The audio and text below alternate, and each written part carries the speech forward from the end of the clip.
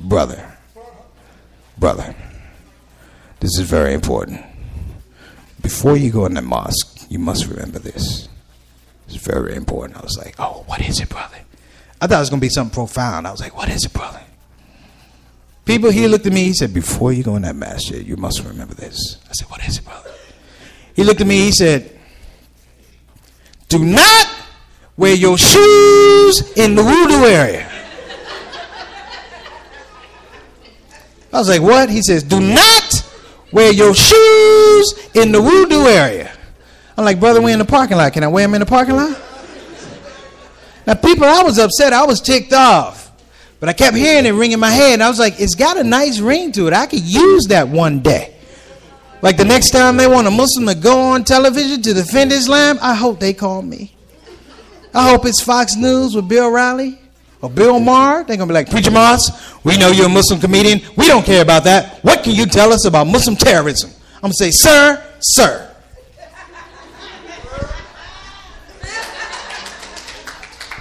I can't tell you a thing about Muslim terrorism. But I can tell you this. Do not wear your shoes in the wudu area. No, don't clap. Don't clap. I'm trying to save lives here tonight. This is for all you brothers, married and unmarried. I'm going to tell you something. Life is hard. Marriage is hard. Relationships are tough, brother. You got to hang in there. I'm telling you. You're going to be with your woman, your wife. I'm going to tell you something. It might be another wife. We don't know. I waited for that one. This is important. You're going to have a disagreement at some point in time. A difference of opinion. Don't freak out. When your wife goes in on you, we need to spend more time together. We don't have enough money. My mom wants to move in forever. Man up. Look that woman in the eye and say, hey, woman, hey. I don't know about that, but I can tell you this. Do not wear your shoes in the wudu area. All right. About time? Okay. So I'm about to get out of here. So what did we learn today, class?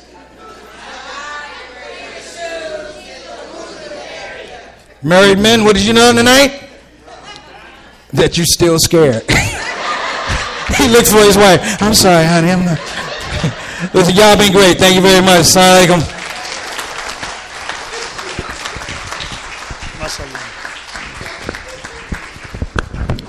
Jazakallah khair.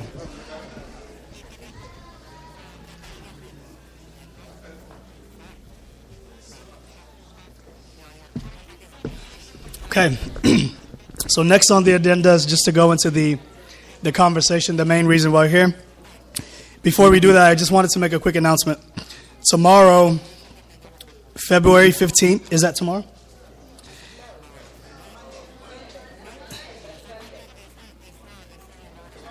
Sorry, February 13th at 5 p.m. at the University of Houston is the Texas Grand Mawlid. It's celebrating the legacy of compassion. We're going to have speakers including Sheikh Walid Mossad, Ustadh Usama Cannon will be there, Dr. Umar Mahmoud, and Munshid Sidi Muaz and Nas. Babysitting will be available. It's going to be a phenomenal event. I'll be there. A lot of people from the Ibrahim Islamic community will be there. So please come out and support, inshallah. Where can people find more information about this? So if you go to texasgrandmawlid.org, you'll be able to find a little bit more information.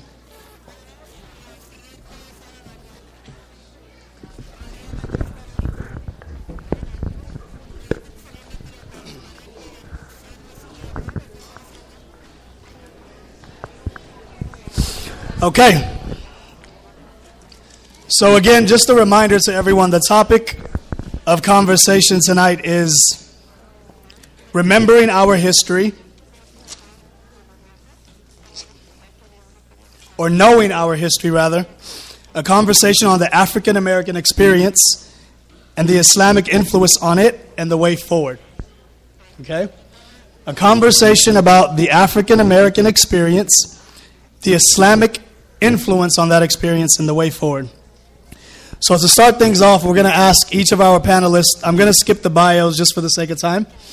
We're going to ask each of our panelists to take about 5 minutes to just share some of their introductory thoughts on that topic with the audience. And we're going to start with Sister Sakinah, inshallah, if that's okay.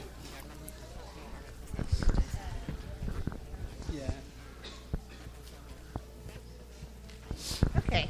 I was hoping that I would not be the first one, but alhamdulillah, it's all good. So you can hear me, right? Okay.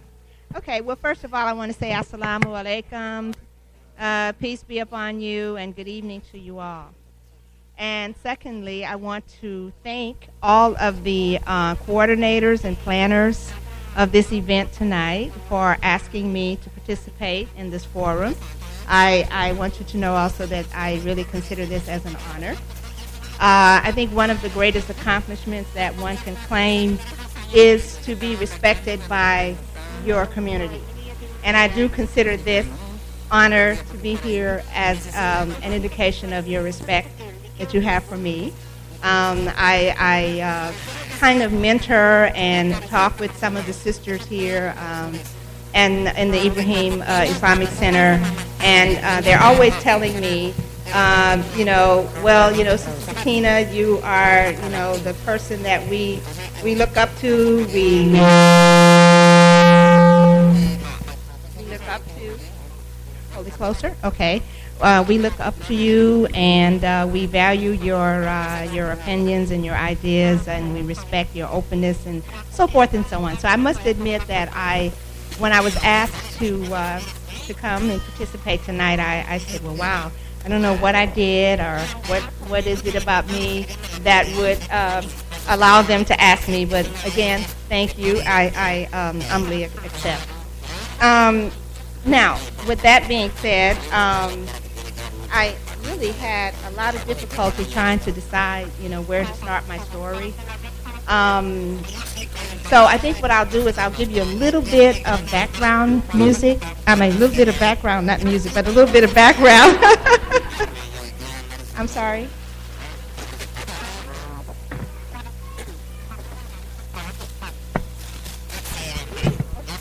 Oh, you hear some other kind of music? Okay.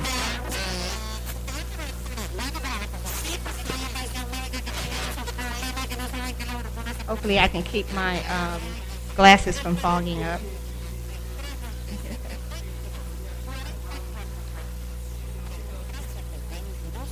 Oh, okay.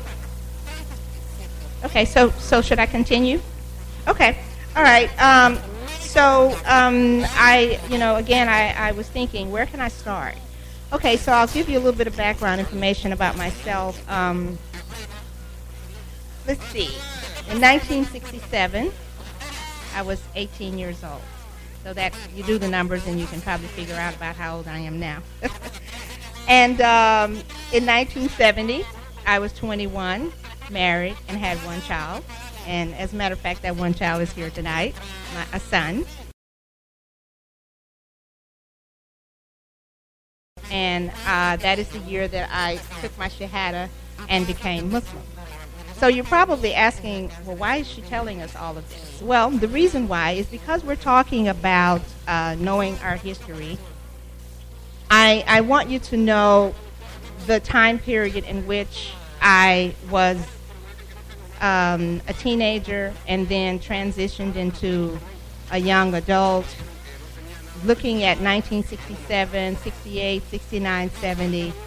To many of you, you may not know, what the United States was like during that time. I think I might be in maybe one of the last generations of African Americans who actually experienced de jure segregation. I'm not sure if there are many of you here who really know what de jure segregation was all about. Raise your hand if you know what I mean when I say de jure. Okay, see? So there's not many of you here who know what I mean.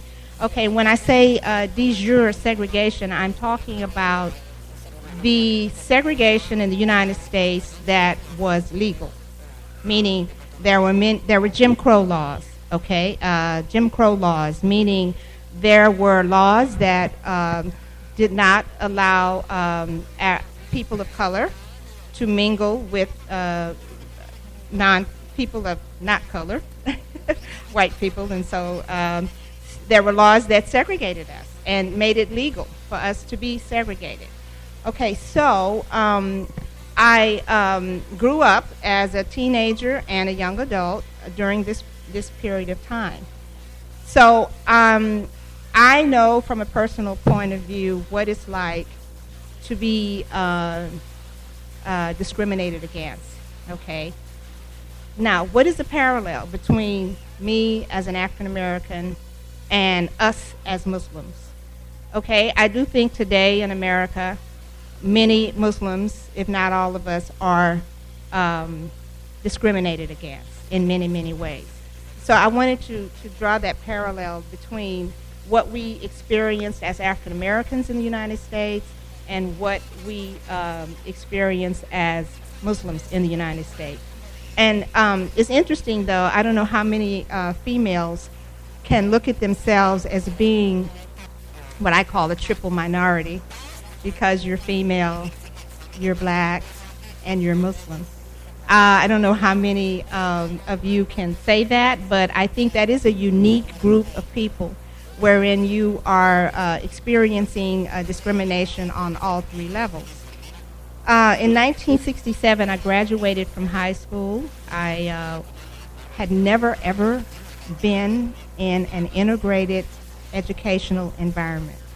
All of my life, I went to segregated schools, okay? When I graduated in 67, that year, now this is 1967, and when was the Civil Rights Act passed? 1964, okay? One of the Civil Rights Acts was passed, then there were several.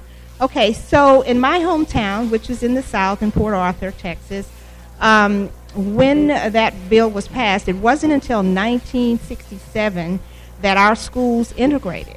And during that time, we had, our school district chose to use what they call the freedom of choice ruling.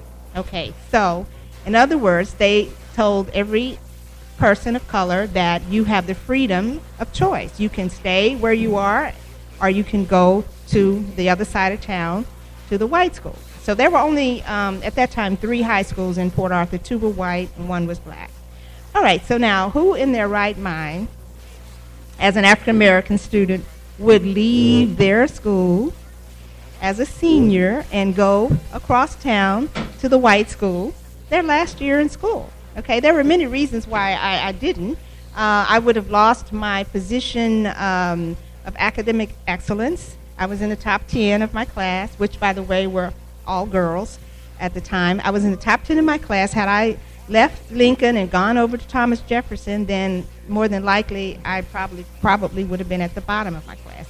So no, long story short, I used my freedom of choice, and I decided to stay at Lincoln High School, which was on the black side of town, and I graduated, okay, never having attended any other educational environment. Okay, then I left and went to the University of Houston here in Houston, Texas, 1967-68, and I was among a handful of African-American students who lived in the dormitories at that time.